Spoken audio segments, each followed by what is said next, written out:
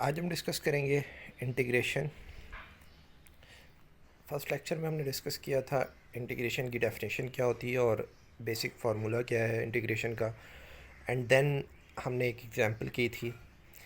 यहाँ पे हमारे पास जो c होता है वो कांस्टेंट होता है and c is the constant of integration कहलाता है। अगर हमारे पास एक सिंगल फंक्शन है तो इसके लिए हमारे पास फार्मूला क्या है, x पावर n dx, यानी कि ये हमारा फंक्शन है x, उसके ऊपर पावर है n। फंक्शन जो x है इसका डेरिवेटिव dx होता है। सो x का डेरिवेटिव dx होता है। ये बात आपने जो है वो अच्छे से अपने माइंड में बिठा लेनी है कि x का डेरिवेटिव हमारे पास क्या होता है, dx होता है। ये किस तरह से होता है ज़रा देखिएगा कि ये हमारे पास x है और हम इसका डेरिवेटिव लेने जा रहे हैं विद रिस्पेक्ट टू x, यानी कि dx ओवर dx लिखा है मैंने ये। सो आता क्या है, ये 1 आता है, हमें पता है, ठीक है। So it's mean that the derivative of x is equals to dx। ये जो नीचे वाला dx था वो नीचे ऊपर उठ के चला गया, 1 के पास जाके मल्टीप्लाई हो गया। तो dx डेरिवेटिव ऑफ x आप क्या लिखेंगे, dx ही लिखेंगे जस्ट। तो डेरिवेटिव ऑफ x क्या है, dx है। तो x के साथ का डेरिवेटिव dx अगर लिखा हुआ हो और x के ऊपर पावर n हो तो आप क्या कर सकते हैं कि उसके ऊपर पावर 1 प्लस करवा सकते हैं। ये पीछे का प्रिंट आया हुआ है तो ये मैं आपको रिक्रिएट करवा दूँ। x power n plus 1 divide by n plus 1 plus constant of integration which is c। Now formula for the by function, यानी कि दो फंक्शंस हैं आपके पास ना। सो ए एक्स प्लस बी हमारे पास एक फंक्शन है, उसके ऊपर पावर एन लिखी हुई है। अब हमारा जो कहना है यहाँ पे वो ये है कि आपके पास जो फंक्शन है उसका डेरिवेटिव मौजूद होना ज़रूरी है, ठीक है। जो फंक्शन है मीन ये जो चीज़ है ए एक्स प्लस बी जो है इसका डेरिवेटिव आपके पास होना लाजमी है।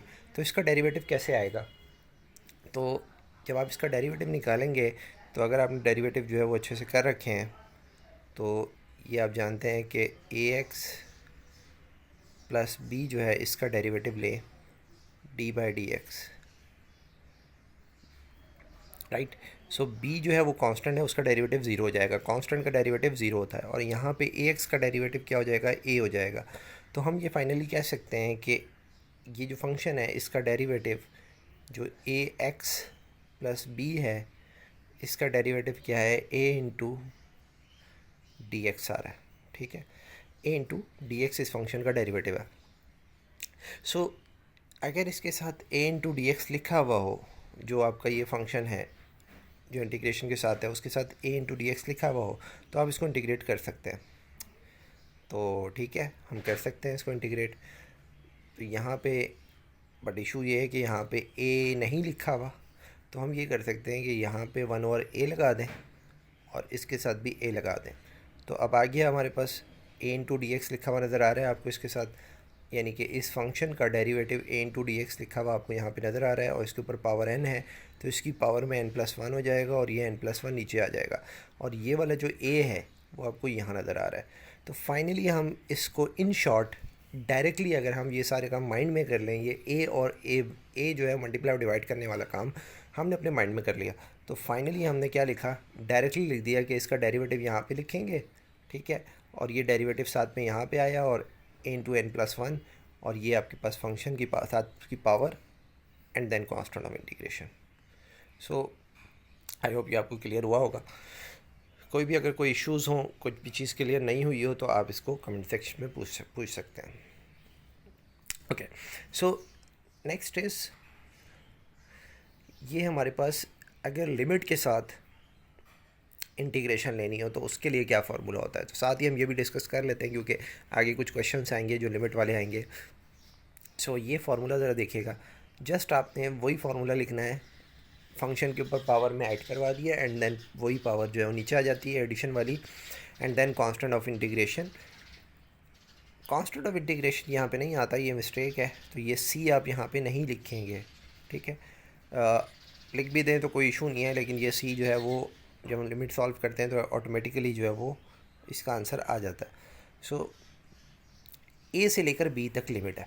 यहाँ पे जो लिमिट आपके पास लगी हुई थी इंटीग्रेशन के साइन के साथ, एक नीचे लगी होगी और एक ऊपर लगी होगी। तो नीचे वाली लिमिट से हम कहते हैं कि यहाँ से हमारी लिमिट स्टार्ट है और यहाँ तक जा रही है। ये किस तरह है, ये जैसे कि एक फंक्शन है, ठीक है। इस फंक्शन में ये लोअर पॉइंट है और ये अपर पॉइंट है बी। सो ये लिमिट स्टार्ट हो रही है ए से बी तक जा रही है, तो ये इसका मीनिंग ये होता है कि starting from A and at B. तो ये आपने ये लिमिट जो है एक स्ट्रेट लाइन के साथ यहाँ पे लगा देनी है। एंड देन जब हम अप्लाई लिमिट करते हैं, जब हम ये लिमिट को अप्लाई करना चाहते हैं तो क्या होगा, यही फंक्शन लिखेंगे, इसके अंदर पहले आप अपर लिमिट पुट कर देंगे, यानी कि जहाँ पे एक्स है वहाँ पे आप ए लिख देंगे, ठीक है। एंड देन बीच में एक माइनस का साइन आएगा, एंड देन जो है वही पूरा फंक्शन लिखेंगे, लेकिन जहाँ पे एक्स है वहाँ पे बी लिख देंगे, ठीक है। मिस्टेक क्लियर कर लीजिएगा। तो यहाँ पे F of B into power n plus one divide by n plus one है, और ये F of A power n plus one divide by n plus one है। तो ये हमारे पास फार्मूला होता है किसका, विद लिमिट के साथ। सो अगर हम इसको x की टर्म में लिखें इसी फार्मूले को, तो x power n plus one divide by n plus one हो जाएगा। a से b तक लिमिट है तो पहले b n plus one divide by n plus one हो जाएगा, minus A N plus one divide by n plus one हो जाएगा। एंड देन इसी फार्मूले को आप ये वाला फार्मूला भी इससे लिख सकते हैं। सो ये वन ओवर ए जो है यहाँ पे आपको नज़र आ रहा है, वही जो अभी हमने पूरा डिस्कस किया। एंड देन यहाँ पे जहाँ पे x था वहाँ पे पहले b आ गया, एंड देन यहाँ पे a आ गया। एक मिस्टेक मैं यहाँ पे क्लियर कर दूँ कि ये हमारे पास पहले b आएगा एंड देन a आएगा, पहले अपर लिमिट आएगी फिर लोअर लिमिट आएगी। और यही चीज़ मैंने यहाँ पे शायद आपको नहीं बताई, बट यहाँ पे सही लिखी हुई है। यहाँ पे अपर लिमिट b लिखी हुई है, ये आपको a दिख रहा होगा लेकिन ये b है। तो ये अपर लिमिट b पहले अप्लाई की है, पहले b लिखा है फंक्शन की जगह पे, यानी कि जहाँ पे x है वहाँ पे b लिखा है, एंड देन लोअर लिमिट लिखते हैं हम, right. So it's all about the formulas. a हमारे पास लोअर लिमिट होती है और b हमारे पास अपर लिमिट कहलाती है। So now the question is integration of x square into D x. सबसे basic question, x square plus four x plus 13 into D x, ये पूरा एक क्वेश्चन है और इसके साथ एक डी एक्स लिखा हुआ है। तो पहले हम इस क्वेश्चन को ब्रेक कर लेंगे। ये जो डी एक्स है ये जाके अंदर मल्टीप्लाई हो जाएगा किसके साथ, एक्स स्क्वायर के साथ, 4x के साथ, 13 के साथ, राइट। सो ये आपके पास एक्स स्क्वायर के साथ मल्टीप्लाई हो गया, एंड देन इंटीग्रेशन का साइन से पहले हमने 4 को लिख दिया, 4 को जो है वो इंटीग्रेशन के साइन के अंदर से बाहर लिख दिया, and then x into D X, and then 13 को भी बाहर लिख दिया और यहाँ पे खाली डी एक्स आ गया इंटीग्रेशन के साइन के साथ। अब जब हम इसको अप्लाई करेंगे, हम अप्लाई कर देते हैं डायरेक्टली, तो ये आ जाएगा हमारे पास 2+1, राइट, और नीचे 2+1 आ जाएगा। यहाँ पे क्या आएगा, यहाँ पे पावर सिर्फ पावर 1 है, तो ये 1+1 डिवाइड बाई 1+1, एंड देन जो है वो यहाँ पे कुछ भी नहीं है 13 के साथ, तो यहाँ पे जो है वो x आ जाएगा 13 के साथ, and then plus c। So ये आ गया x cube divide by 3, 4x square divide by 2, 13x plus c, and then x cube divide by 3, 2x square divide by 2x square, finally 13x plus c। So ये हमारे पास हो जाता है final answer. Next question is 3x power 4, 5x cube, 4x square plus minus 2, ये सारा है। अब आप इसको वही काम करें कि यहाँ पे 3 बाहर लिखें, x4 इंटू डी एक्स, 5 बाहर लिखें, x cube into D X, 4 बाहर लिखें, x square into D X, and then 2 into D x.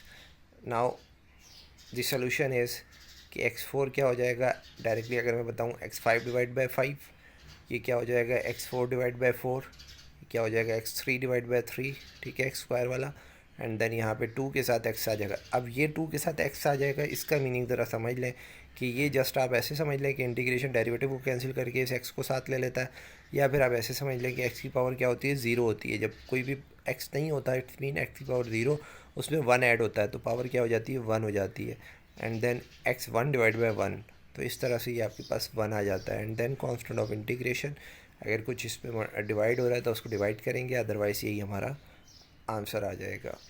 Next question same इस तरीके से 4x cube minus 12x square minus 4x plus 12 है, इसको आप सॉल्व करें तो ये आ जाएगा x4 डिवाइड बाई 4, ये आ जाएगा x square cube divide by 3 square divide by 2, and then 12x, and then constant. तो डिवीजन के बाद जो नंबर डिवाइड हो रहे हैं उनको डिवाइड करके आप ये सॉल्व कर सकते हैं। अब थोड़ी सी कॉम्प्लिकेशन, यहाँ पे 2 ब्रैकेट्स की फॉर्म में जो है वो मल्टीप्लाई में 2 फंक्शंस हैं, एक एक्स स्क्वायर है और देन ब्रैकेट है। तो आप पहले क्या करें, इस ब्रैकेट को सॉल्व कर लें, तो ये आ जाएगा आपके पास x4 माइनस 4x स्क्वायर, ठीक है, एंड देन इसको इंटीग्रेट कर लें। अब वही वाला क्वेश्चन बन गया जैसे ऊपर है। नेक्स्ट क्वेश्चन है आपके पास क्या है कि रूट आ गया। सो ये एक नए टाइप का क्वेश्चन आया है यहाँ से। सो अब आप इसको देखिएगा, इस क्वेश्चन को हम ऐसे लिख सकते हैं, रूट की जगह 1/2 लिख सकते हैं।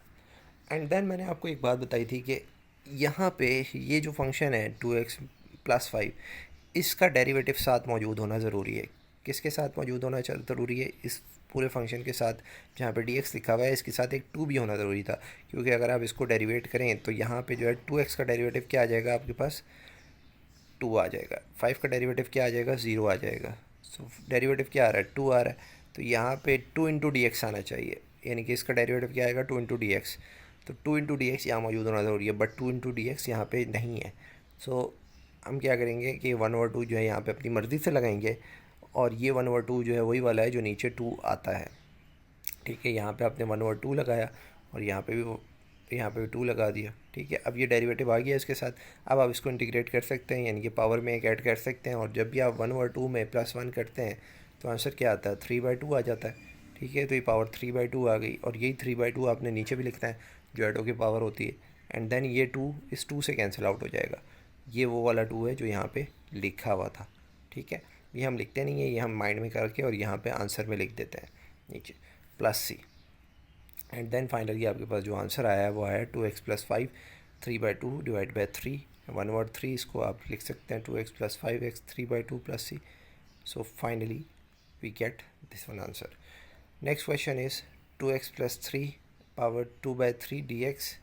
ठीक है, सो ये आ गया आपके पास 2x+3, 2 डिवाइड बाई 3 +1, और यानी कि वही वाला वही सिचुएशन है कि 1/2 यहाँ पे आएगा, नीचे इसका डेरिवेटिव यहाँ नीचे आएगा।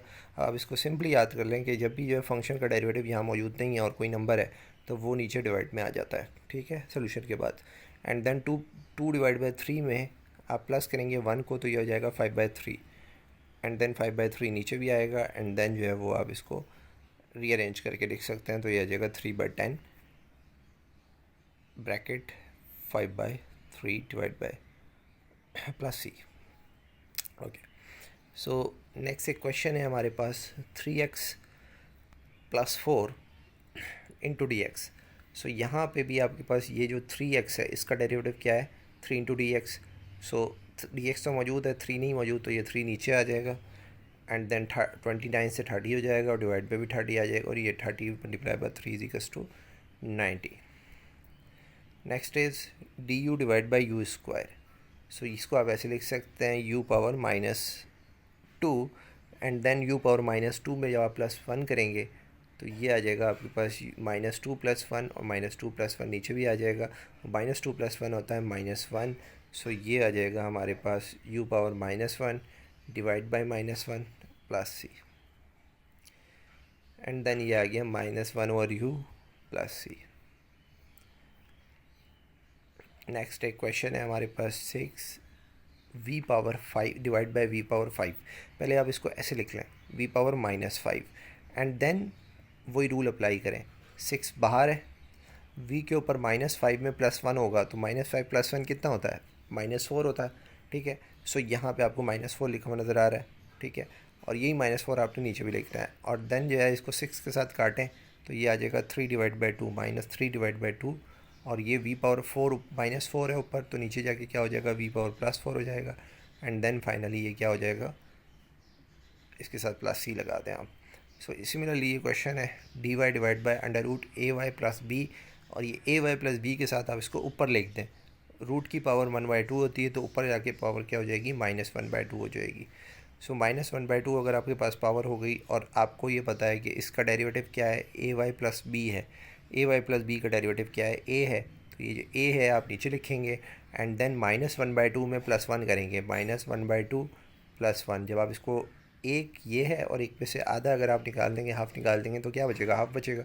तो पावर क्या बचती है? हाफ़ बचती है। तो हाफ़ नीचे भी हाफ़, एंड देन ये वाला 2 जो है वो ऊपर चला जाता है, और 2 divide by a√ay + b + c, right. So ये हमारे पास इसका आंसर हो गया।